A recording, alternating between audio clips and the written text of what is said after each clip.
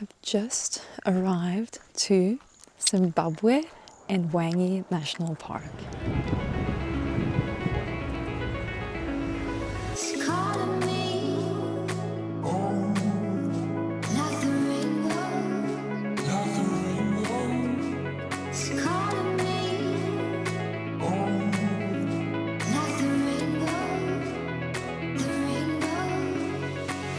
There they are, there. They're on the red.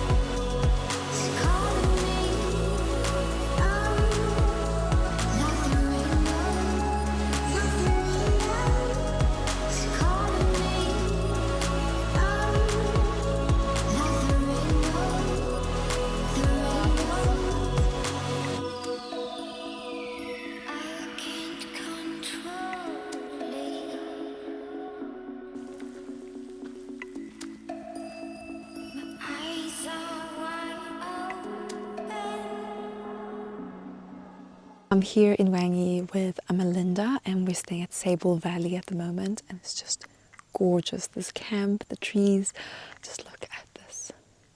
Stunning. And now there's elephants coming down in front of the camp, so I'm gonna go down to their hide and see if maybe they come to drink at the waterhole. Let's see.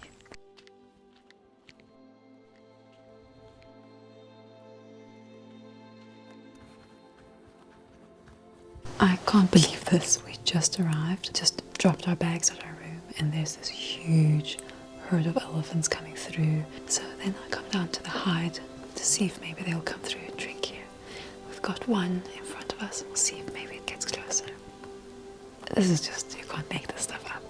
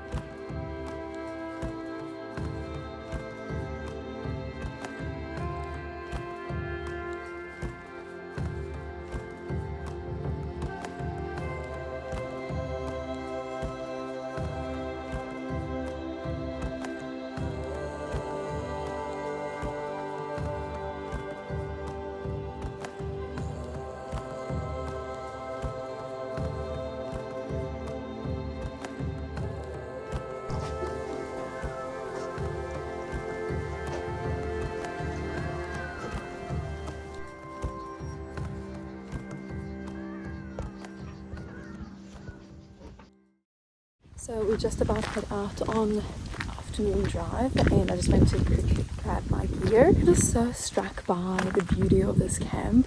A lot of camps often try to put like a green lawn for some reason in the middle of the bush, and I just love how this camp is just this like forest vibe, natural vibe, no fake green lawns and planted weird gardens. It's just the beauty of the camp and the trees, and it just feels like you really in the middle of the bush and just integrated into the natural beauty of the environment. And I think that's just really special, and love it, love it.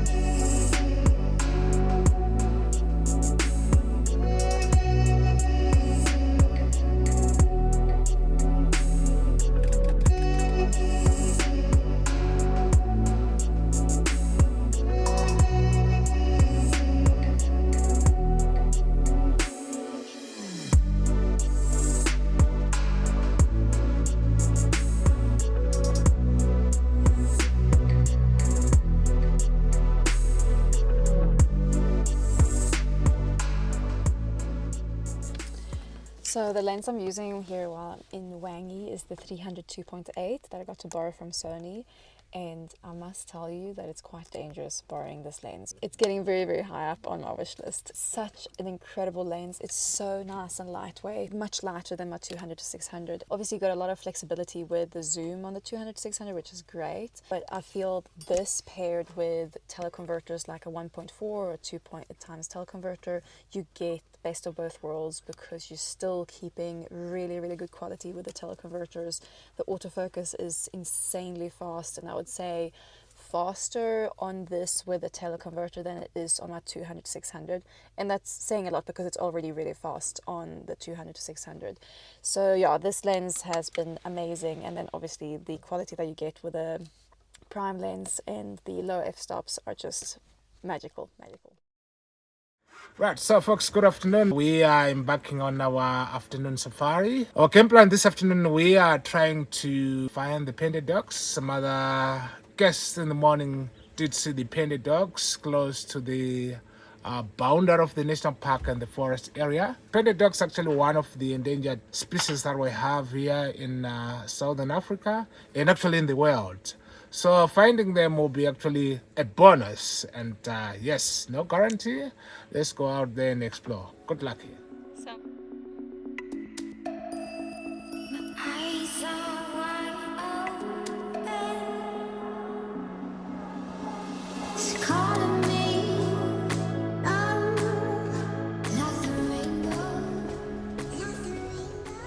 Okay, so the research guy says they're in this area, so we're in the right place, and then now it's just about spotting them.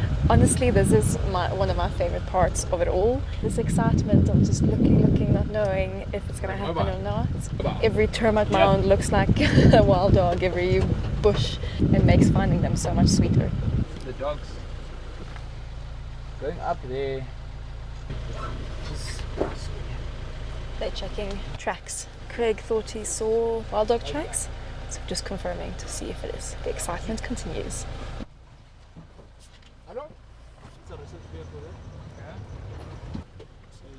There they are, there. There, on the road. On the road.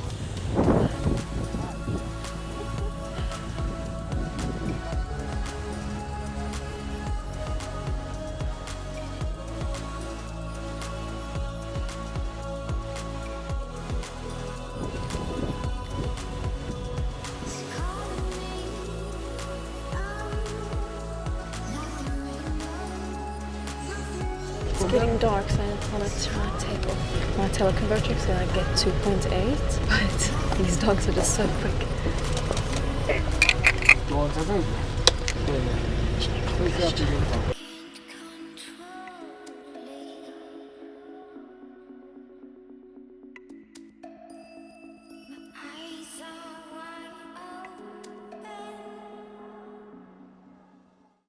Such an awesome afternoon. Just the excitement of searching for the dogs and then finding the dogs. And the tricky thing with dogs, they're really difficult to photograph because they're constantly moving and they're running and they're fast. I think I managed to get a few cool shots. So in general, just beautiful to see. This morning we came to visit the painted dog conservation area here in Hwange. They were the ones who had a research vehicle out yesterday who helped us find those wild dogs. That research vehicle goes with the wild dogs all the time, making sure that they stay safe, but also doing research obviously around their behavior and their movements and so on. So we're here at the research center this morning. It's incredible to see the work that they're doing through both education in the local communities, teaching them about the importance of conservation and the wild dog conservation specifically, and also the work they're doing putting collars on the dogs to make sure that they stay safe and try to make it a more safe environment for wild dogs who often fall victims to snaring and poaching and human wildlife conflict with busy roads where wild dogs often get hit by cars who are speeding. So they do incredible work here and it's really amazing to see. They also have a rehabilitation center.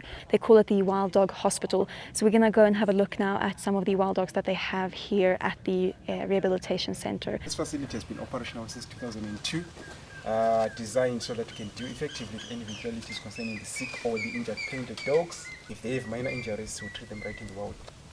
But if they have serious injuries, of which they will be vulnerable, if left hanging with pet members, then we opt to bring them here We treat them. When they fully recover, we take them back to their families. They currently have 2 dogs here at the Wild Dog Hospital.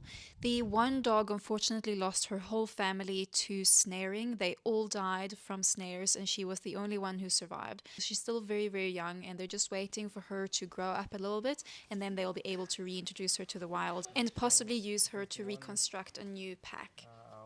The second dog that they have here is unfortunately not able to be reintroduced into the wild.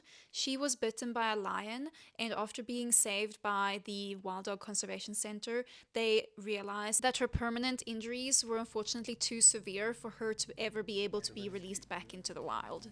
So instead, she is serving as an ambassador to her species and also as a companion for the different dogs that come through the Wild Dog Hospital. I'll leave the link to their website below and please consider donating if you've got a bit of cash to spare. Every penny helps for them to be able to continue doing the amazing work that they're doing for wild dog conservation. Good morning, people. We're about to head out on our morning safari. It is crazy cold in the mornings, and when you're in an open vehicle, obviously the wind chill also adds a lot, so we're buckling up with layers and layers, and most importantly a windbreaker, because that's actually what's gonna keep you warm at the end of the day.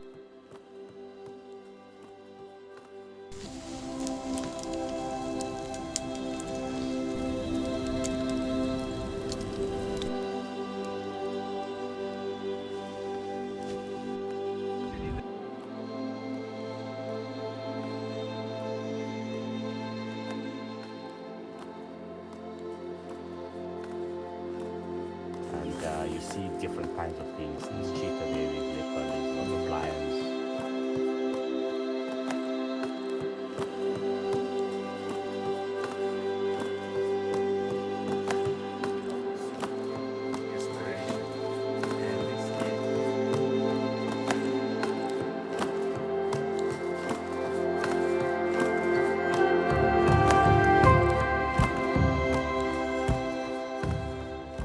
Just found big male lion tracks that we think are from last night, and our guide heard lions calling last night from this area, so we're gonna search a little bit more in this area and see if maybe we can get some lions. It's getting a little bit warmer now, so we're getting a little bit more comfortable. Do you see on there's there? the female track there. Yeah. It is a female, male and female. Yeah, sure, they were following those buffaloes.